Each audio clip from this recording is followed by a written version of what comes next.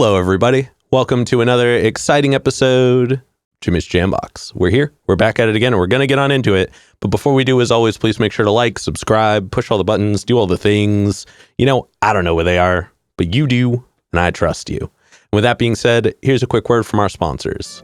Organic herbs and botanicals, skincare and edibles, wellness for body and mind. The Brothers Apothecary. Fine teas and remedies. Ronald Records. From indie gems to classic hits, discover the heart of local music. With live shows all the time, up close and personal, and regular releases on their in-house label. Ronald Records. Supporting the community, one track at a time. All right, thank y'all so much for watching. Again, shout out The Brothers Apothecary, Ronald Records, and Portland Water. Thanks for keeping us hydrated. And with that being said, let's go ahead and get on into it. Here is today's guest. How you guys doing? I'm Rappy Dooski. Hello. How you doing? Yo, thank you so much for joining us. Hey, man. Thanks for having me. Yeah, why don't you tell us a little bit about, who you are, where you're from, what you do, give us that, Tinder profile of your involvement with music. I am Rappy Dooski. I'm originally from Stockton, California. Oh, cool. Moved here to Portland, Oregon back in 2007. And I've been here ever since, just trying to make a life for myself. I'm a music producer, rapper. I own a radio station called Pretty Dope Experience. Where we stream music 24 hours a day, 7 days a week. And yeah, just trying to be a pillar in this community, Yes, sir. Yeah, definitely. Yeah, you've been putting in the work for a minute. Oh yeah. And I'm from the Bay Area myself, so we were neighbors for a point in time. Yeah. What brought you up to here? I came out here for 4th of July weekend, and I was with my cousin friend Kiwi Kaki when we hung out for 14 days. By the time I went back to California, I had 2 jobs. I was working in a club downtown. Then I was working for a telemarketing agency. And, I just came back, because it was work. I needed to work. Yeah, no, I gotcha. Having 2 jobs, and from having no job and having 2 jobs, it was no brainer. Yeah, very much so. And then what got you into music initially? I have been into music since I was in the 2nd grade. I play alto, baritone, tenor, and soprano saxophone by trade. Whoa. Been playing saxophone, like I said, from 2nd grade all the way through high school. Wow. I ended up going to Portland Community College. Took the musicians program there. A graduate of that program. I've just always been a music guy. Just growing up, I've always wanted to produce, and I've always wanted to be like the DJs, and you know what I mean? So I just kind of put myself into position to do that. Gotcha. And was anybody else in your household musical growing up? My brother my brother Joe. He's the one that actually taught me how to formulate my first bars. Oh, cool. And how to do metaphors. Him and my friend Eddie and my friend James, they had a group called Products of the Underground, and they kind of molded me as an artist and taught me all the things that I need to know as far as being an MC. Gotcha. Okay. And then when did you transition more into the realm of DJing? Not until I moved to Portland, actually. Okay. I was living in Tualatin. And we were throwing house parties. And so I would create these 2 to 3 hour mixes, and I just mix and mix and mix. And then when we'd have our party, I'd burn them down to CD, pop them in the CD player, and just let them play while we sat there and partied. Okay, so you were pre-DJing, and then you were I could just do this here. Yeah. Interesting. I dig that. And then when did you get more into the production side of things as far as making beats and such went? Music production was a little bit earlier on in my career. I think I got into that when I was 17 years old. I was 17. I was remaking Tupac instrumentals on a Casio. I had a Casio keyboard that had 8 tracks, pre-made drum loops, and speakers on the top. And then at that time I was living in Illinois. And then when I moved back to California, my brother Joe, he had a Korg N364 keyboard, is what it's called, as a workstation. First time ever working on a workstation. So he's like, You got real drums over here. You got hi-hats, you got claps, you got this, you got that. He's like, try to make something. And he showed me, you know, how to actually start making beats on this keyboard. And once I figured that out, it's been sky's the limit for me. And then I went from working on workstations to working on like Fruity Loops and Ableton and stuff like that. And then I really started liking Fruity Loops. I've had every Fruity Loop since it was like Fruity Tracks, the very first one. Yep. So yeah, I've been working with that for 20 plus years, you know. Oh yeah. Well, we're going to edit that to say Ableton every time. No, I'm kidding. No, that's rad. And now before we get into more of what you do in the present day, I do have a couple foundation questions I like to check in with everybody on. Sweet. And this first one is one we ask early, it's one we ask often, and it's definitely a crowd favorite. What was the first album you ever bought with your own money? The first album that I ever bought, it was more so a single was the first thing that I bought. It was Parents Just Don't Understand by Will Smith. Okay. Yeah, that was the first thing I spent some money on. Damn. That's a good track. Yeah. That's a good track. Hell yeah. And then what was one of the first live shows you ever went to that was like specifically one you wanted to go to? A first live show? That would have been okay.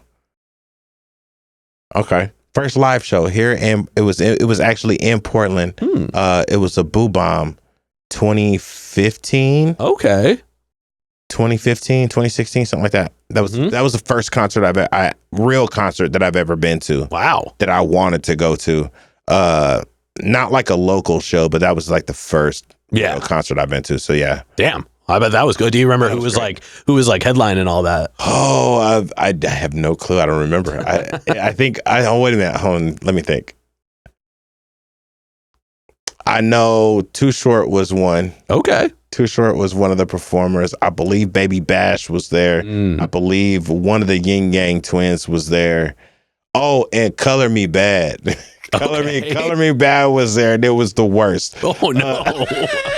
The main singer was he blew up. He just wasn't as skinny as we all remember, and they didn't sound good. Okay, but yeah, that was cool. It was a dope concert. Hell yeah! Well, that's rad. Yeah. And then before we officially get into more of you in the present day, do you have a defining moment where you decided you wanted to take music more seriously? I actually do. I was in 8th grade. 8th grade talent show. I had stole my brother's lyrics. I remember them front to back. Okay. So we get up on the talent show, and I'm on stage, and I rap his lyrics in front of the whole school, you know, and then it gets back to him, you know, and I was I don't know, I was young. Yeah. And I was really feeling it too, and I was up on stage just rapping his part, you know. And so he comes and he sits me down, and he's like, look, he's like, if you really want to do this, he's like, I want to sit you down. I want to teach you how to do this the right way. Yeah. When he gave me that brother to brother talk, that right there was like, you know what? This is what I want to do. So I actually sat down and he helped me write my very first rap. Hell yeah. And from that moment of writing my very first rap, it was this is what I want to do. I'm going to be the greatest that ever lived. Hell yeah. Even if I don't become the greatest that ever lived, I want to be the greatest that ever did it. So yeah, that was the moment for me. I dig that. Well, thank you for sharing that. Oh, no problem. All right, now we're going to go ahead and let's get on into you in the present day. Okay.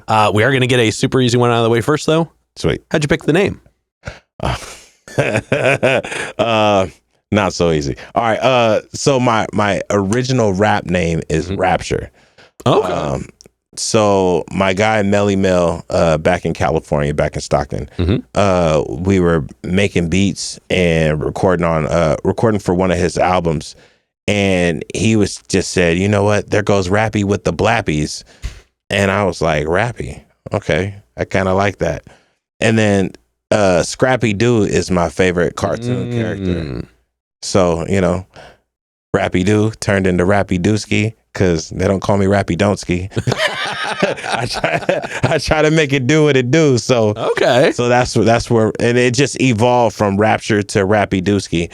And another thing is that I found out there was a rock group called Rapture, and that just kind of threw me off. Yeah, I was gonna say that name does already exist somewhere. I'm sure. Yeah, we were fighting over MySpace pages because I had my MySpace page first. Oh, and they should have sold it to them. Yeah, I should have, but I didn't. Damn. Well, hey, you're here now, and I mean, it's a cool name. It definitely it stands out well. It's not hard to spell. It looks good on a lot of things. Like I think you landed on a pretty solid one. Thanks, man. Now you are a man of many talents. Yes, you do so many things. I mean, you're a musician, you're a producer, you're a DJ, you're a host, you're a CEO. You kind of do it all. And we're gonna highlight all of it, but I want to start with you as a beat maker. Okay. And I do, you've already kind of covered some of the technical side of things, but I just want to knock out just kind of how you approach it in general. So you said you're on Fruity Loops. Yeah. Are you do you have any outboard gear? Do you do it all kind of in the box? Like what does the process look like for you if you're making beats? For me right now, technically I go through TrackLib. Okay. I've been really into sampling before. Originally, I wasn't a sampler like that. It was more so just make up melodies and drum patterns, hi-hats, and do all that on my own. Now I'm to the point to where I love to sample. I love listening to older stuff and turning it into something new. I like taking the most abstract drums that could have came from 1968 and then finding some crazy off the wall piano piece that somebody did in 2023, taking those two things and putting them together and making them a whole complete song. Rearranging things, chopping things, like that's the process for me now. I still do original stuff. I love West Coast bass lines. I'm a West Coast person at heart, so I'm always going to make like Northern California, Bay Area-ish type of music. Like that's always the heart of me, but I'm a hip hop head too. So I like the abstract drum samples. I just found out about sample stacking. I did not know about that. I didn't know what that was, that was an actual terminology of things. So have you ever watched Rhythm Roulette? I have not, no. Okay, so Rhythm Roulette is like, they take these producers, they go into a record store, they randomly pick out records, and they got to find the samples, and they're going to stack them. They're going to make a beat out of these 4 records or something like that. So that's kind of like what I do on TrackLib. I'll go, it's like my own personal record store, and I'm listening to all these different records, jazz, I'm listening to Cuban music, I'm listening to Italian music, Japanese music, and I'm finding all these different samples from artists who have never worked together or probably would never even work together before. And I'm saying, okay, I like this section, I like this section, I like this section, that section. And I'll take them all and I'll stack them up and just make a whole complete beat out of it. So that's the new thing that I love doing. Hell yeah. It's different because you're blending so many different genres of styles of, and it makes it so unique. Yeah. And you're still doing all that in Fruity Loops even now? Oh, yes. Okay. This is the newest stuff that I've been doing lately. Hell yeah! And do you have any external instruments or anything like that? Like you got any guitars? I have a few keyboards. I got an acoustic guitar. Still got my Bundy saxophone. Hell yeah! Still got that. What keyboards do you have? I have just an Ovation FL key. Okay. I have MPK. I have a couple of MPKs. Gotcha. And then I have this one really cool abstract board I found on eBay. It's called an Icon.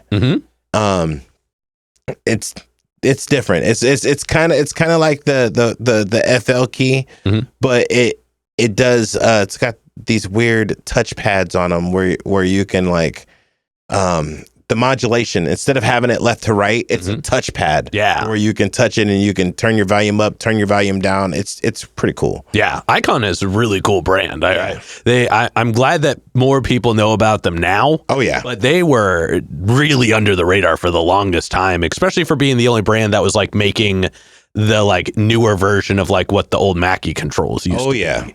Like that they're really doing some stuff. So, but I don't want to get too in the weeds for everybody watching. I can go down this rabbit hole forever. Oh man, me too. Yeah. But I do want to talk about some of your music a little bit. Okay. So I jumped on ye old Spotify, and you've got music going all the way back to 2018 on there. And I mean, your beats are rad. They're very full. They're very energetic. But they're not like they're not busy. You know what I mean? They were definitely well designed. There's lots of room for other people to jump on. And the difference in sound as like time progresses was kind of a cool one. Cause like I was checking out, your earliest stuff like Stockton, California, Sounds of the City. And then I went all the way to like Sunset Boulevard, the Vibe tape. And there's a cool contrast in the sounds, but it's still very much you. Like your drum choices in particular, I noticed kind of stayed very consistent. The movements, the feelings. So it's just kind of cool to experience the eras that kind of happened within it and how you expanded outwards but still stayed in your lane. Yeah. But this might be a little bit of a loaded question. I ask everybody this. That's fine. Do you have a favorite beat that you've ever made? I do. Ooh. I do. There is now you're gonna make me think of the name of it now. I gotcha. Because I was just talking to one of my buddies at work about this the other day. He was asking me. He said, "What's your favorite beat that you've ever made?" And now I know the name of it, but I can't think of the name. It's on the tip of my tongue. But it was on. Hold on. Oh, it's called That Hard. It's on the Pretty Dope beat tape. Hell yeah. That's probably one of my favorite beat tapes that I did. That one and In Case You Forgot. Part one. I have two of In Case You Forgot. Yep. So In Case You Forgot part one, there's one called He Heard You. That's probably one of my most favorite beats that I've ever did. It's real jazzy, real boom bap-ish. And then there's That Hard off of the Pretty Dope beat tape, which is more like Atlanta kind of based, like turn up, Dirty South kind of like vibe, Yeah. That has to be my two most favorite beats that I've ever made right there. Hell yeah. Well, thank you for answering that question. No like problem. I was like, there's so many. I had to think about it. Bust open the Rolodex, but that is cool to know. Yeah. Now then I want to segue into your radio show. Okay. So Pretty Dope Experience. Yes. Which is just a great name. Great name. You locked that one down fast. Yeah. And I mean, it sounds like you are both the founder and the CEO. And what started it? Give us the origin story. Like when and where were you when you decided to get it off the ground? Fresh out of college. My guy Brandon Scott, shout out to Brandon Scott. He had approached me and said, "Yo, let's do a podcast." And I was like, "All right, cool, I'm with it." So I said, "Do you got a name?" He's like, "Yeah, we're going to call it Pretty Dope Experience." So I said, "Okay, I like that." He said, "You get it? PDX. We're going to have the X for experience." Okay. I said, "Oh, okay." So it caught on. So we had reached out to another radio station, not like a major radio station, but like more so internet radio station. They were looking for hosts and looking for people to join their platform. So me being fresh out of college, I just interned at 107.5. I had interned with Christina with a K for a couple of months. So I had it down what I needed to do. Yeah. They denied me. They denied us. And so my guy Brandon was like, "Yo, start your own radio station." Now, mind you, I've already done radio before. I did Green Thumb Radio from 2011 to 2014, and I was doing that on no, excuse me, I take that back. I did that from 2008 to 2012, and we were doing that on MySpace, and right when Facebook was just jumping off and stuff. So I did it on MySpace, Spreaker, Icecast, Shoutcast. I was on a couple of different other little things, and we were doing it like that. So I took all that knowledge from college, all that knowledge from all the other underground radio stations that we kind of ran, and we created Pretty Dope Experience and made that what it was. But I did it right this time, and I made sure that I was like, okay, we're gonna get our our PRO licensing correct, so artists can get paid. We don't get sued. Yes. Had to make sure we got all that right and got all the ducks in a row. We got the app, we got the website. So yeah, that's just kind of how it all just unfolded. And it kind of did it like trial and error. Because there's no YouTube video that tells you how to start a radio station. No, very much There's so. not a lot of articles out there that tell you how to start a radio station. No. Or the proper steps that you need to take to make that happen. Yeah. So we just did our due diligence and research, and this is where we are today. Hell yeah. I dig that. Man, I remember, I know we were talking about this off camera, but when I was first starting this show, I basically wanted to start my own radio show. And I had to like Google every way possible. How do you get music on a podcast without getting in trouble? Yeah. And there is not a lot out there. Even now, like I did eventually figure it out, but it's a very obscure thing. That, like the information doesn't exist all in one place ever. Yeah. So I mean, and I imagine even in the past, it was probably even tougher before there was even like that kind of information. Yes, I was able to find a couple of if your keywords are correct, that's the one thing. Keywords. If your keywords are correct, you can pretty much find anything you want to find. Yep. But if you don't know the terminology of what you're looking for, it's going to take you forever to find it. Yeah. So one of the things I did find is there's a guy out there who basically tells you the whole premise of how radio works, what a program director does, what are the different roles in the radio station, how to get advertisement. And this is like, I think this video was the audio was recorded like in the late 70s, like early 70s. So it's pretty old and outdated, but it was enough information for me to be like, okay, how can I take this and implement this in 2019 to 2020 when we did it, when I first found it, and I did it. So hell yeah. I mean, here you are now for sure. Yeah. Now, what was was there a point in time where like it like drastically jumped into like more of what it is now, like from its early versions? Once we started our website.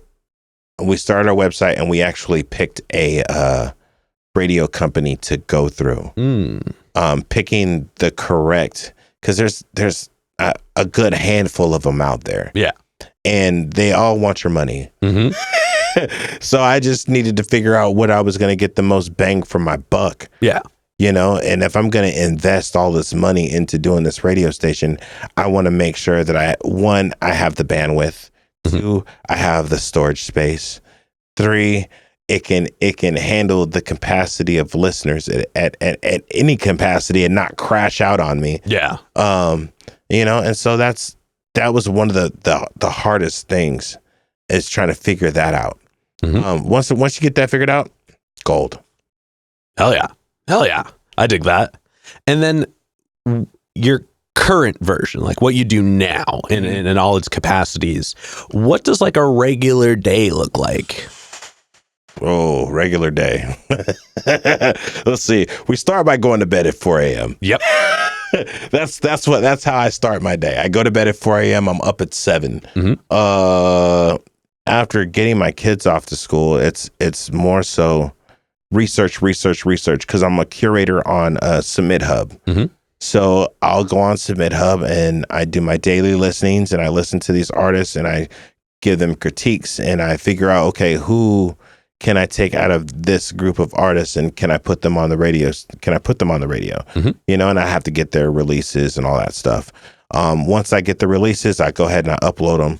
I do a lot of research, reading articles about current events, concerts, new music that's coming out from mainstream artists. So I'm always hitting my DJ pools, and then that's a lot of listening to, you know, they'll put out 150 songs in a day. Yeah.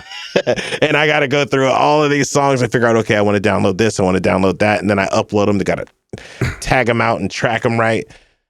And then somewhere I got to fit a 2-hour nap in there and then get up and go to work and do it all over again the next day. Yeah. My day is, it's just complicated because it's always something. If it's not an interview, if I'm not doing a live video, then I'm working full time, and it's not a lot of sleep. Oh, believe me, I understand you there. Not a lot of sleep. And you said your full-time job is DJing, correct? Yes, I DJ. Gotcha. I DJ at a strip club. Okay. And so that, like, how did you kind of like land on DJing as like your like regular profession in addition to the radio show? After college, I could have done anything. I could have been a vocal coach. I could have taught kids choir in school, or I could have been a band teacher. I could have went and worked in anybody else's studio, and I just decided that I wanted the least amount of work Fair. with this college degree, and I wanted to earn the most amount of money. It's good money. It's not as bad as people make it out to seem, but it's really good money if you approach it right. Yeah. And the way I approach it is it's a job. Mhm. You know, I come in there, I got a service. My job is to keep everybody in this club happy. Mhm. And everybody wants to be happy, so they want to hear music. So play the best thing possible. Yep. That gets people jumping. So that means that with me having a radio station, I have to be in tune with everything that's new, whether it's hip hop, R&B, reggaeton, Ukrainian music, Russian music, Mexican music. I gotta stay in tune with everything because that's my customer. That's my customer base at work. So I gotta play the hottest, latest stuff that they all like. Yeah. And I do that very well. Damn. So yeah, I guess the lines probably intersect pretty well for everything else you're doing anyways. Yeah. Well, that works then. I guess that makes sense. And then I take the artists that I play on my radio station and I play them in the club. Ah, so you're getting them even more exposure. Yeah. Look at you go. Yeah. Hell yeah, I dig that. Now, before we move into the next portion, this next question is probably the densest question I have in the interview. But we talked about, your experience with music, the actions, the reactions. But when it's just you and music, one-on-one, what does music give back to you? It's a good question. Music brings me happiness, where I'm in a world full of crazy things that are going on. You look at the news, you look outside, you look at the poverty, you look at things like that. Music is my way of escaping my reality and creating my own different reality, like a virtual reality almost. It's like euphoric almost for me. Like I can sit there and make a beat and just forget that everything else is going on around me. Excuse me. And forget everything else is going on around me. That's what music does for me. It takes me out of my space that I'm currently in, my reality space, and puts me in a totally different mental space that I need to be. It's always been like that since I was a kid. I've always been able to just zone out, like especially practicing my saxophone. I'll sit there and play for hours, whether it's nonsense or it makes complete sense. I believe it's pronounced jazz. Yes, jazz. Yeah. So yeah, that's where music takes me. That's what it is for me. Now, because everything you do is basically music based, you got your regular job, you got the DJing experience, you got the radio show, you got picking out everything and checking it out throughout the day. How do you create a separation from that kind of music intake versus just like sitting there and listening to music? Oh, that's tough. It's a flip of a coin. Yeah. It's a catch-22 situation for that.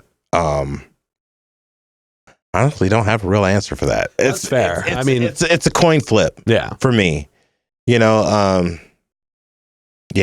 Do you find more of that like space for yourself in music when you're making it versus when you're just listening to it? It's more so when both, really, honestly, because I really find joy out of doing both. Okay. Really, it's just a do what you love, never work a day in your life type. Exactly. Work smarter, not harder. as my wife likes to tell me, you got to work smarter, not harder. I could sit there and listen to music all day. I'm one of those people that when I wake up, first thing I do is I turn on my radio and I hear I hear what's going on, you know, and then it's the news. Then it's back to the radio. Yep. Back to the music. But I could do music all day, man. I live it. I breathe it. You know, it's just part of my everyday life, whether it's making instrumentals or listening to people's music. Because I get people that want me to listen to the music all the time. So, yeah. Hell yeah. Well, thank you for sharing that. Man, no problem. Digging into it a little bit, but I wanted to see what was there. Yeah. But now I want to move on to some hypothetical questions. My favorite. Yeah, and for these, sky's the limits. The questions are all made up, so the answers are allowed to be as well. All right. But this first one is pretty straightforward. Okay. If you could work with any one person, the only requirement is they have to be alive. Okay. Who would you want to work with, and how would you want to work with them? One person that I haven't worked with yet that I would love to work with, and how I would work with them. One would be Mike Capes.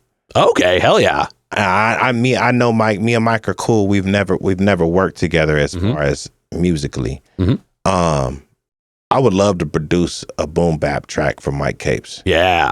I think a track with him and Mighty. I've worked with Mighty before, but I would love to work with him, Mighty, and Pricey on one album. Not an album, but like on a track. Yeah. That would be it for me. That'd be a cool album too. Yeah. Oh yeah. Hell yeah, I dig that. And then subsequently, who's a local person that you're aware of that you haven't gotten to connect with yet, but you would like to? Three-Way Hef. Oh, hell yeah. Man, that would be a cool one for sure. Definitely Three-Way Hef. Oh yeah. Well, everybody, you know what to do. Add them in the comments. Let's see if we can make that happen. Yeah. And then for this next one, like I said before, sky's the limits, and it's pretty literal in this sense. And I guess we'll say from the perspective of DJing for this one. Okay. But if you could perform anywhere in the world, and you wouldn't have to worry about like crowd access or building stability or power or any of that, guaranteed it was all going to work. Where would you want to do it? Golden One Arena in Sacramento. Oh, okay. I'm a Kings fan. So I gotcha. Put me in Sacramento and Golden One Arena.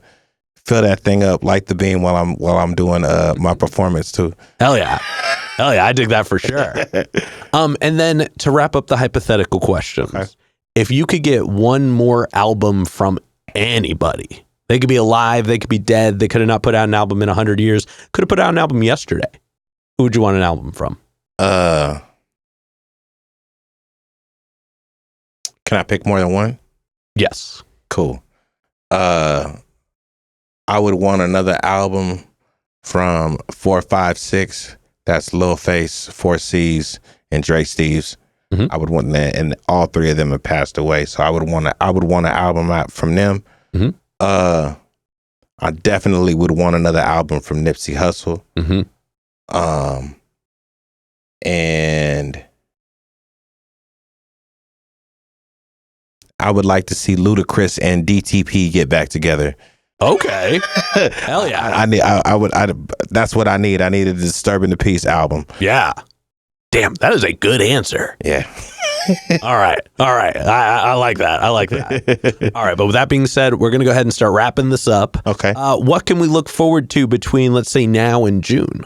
I actually have a couple of projects that I'm working on with Desperado. Oh, hell yeah. Desperado DPG. We are working on a couple of beat tapes. I got one that I'm working on with my guy DJ B Slapping, and then I have a personal beat tape. So I got 4 projects that I'm trying to release this year. Okay. 25 is going to be a big year. Yeah, it's going to be a big year. Hell yeah. I didn't release anything last year, so I gotta double up and do at least 4 projects this year. Fair. You did put out 2 projects in 2023 though, yes, so at least you pre-covered your bases. Yes, I did. Hell yeah. And then for this next one, go and look straight at your camera. Tell everybody how they can find you. Hey, if you want to find me on Instagram, it's at It's a Rappy Ya Bitch. That's 3 S's and an H in there. You can also find us at getpdxradio.com. You can always request your favorite artists. Check out the website. We have a whole featured artist thing. And if you are on Facebook, Rappy Dooski on Facebook. On YouTube, it's Rappy on the Beat. And then, yeah, that's it, man. Hell yeah. And then any other plugs, any other shout outs, anybody else you'd like to put on while you're on here? Yeah, man. Shout out to my wife. Shout out to the Move Makers. That's my production team. Shout out to the Move Makers. I didn't get to talk about them too much. Oh no, that's fine. That's fine. But they know who they are. Man, shout out to everybody. Shout out to Cabaret too. Shout out to everybody. Hell yeah.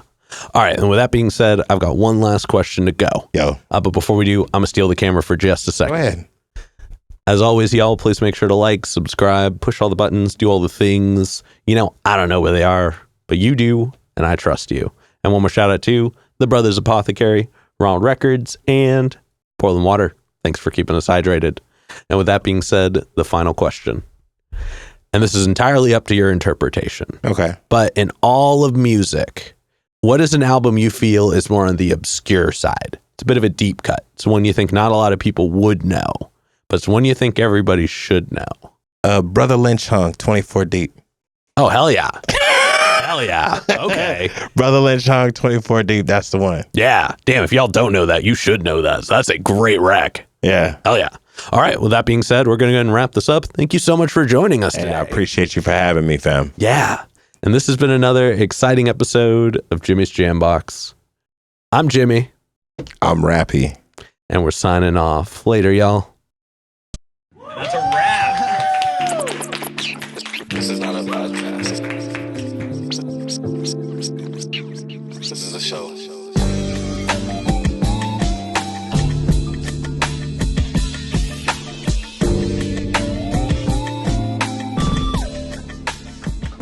Keep jamming.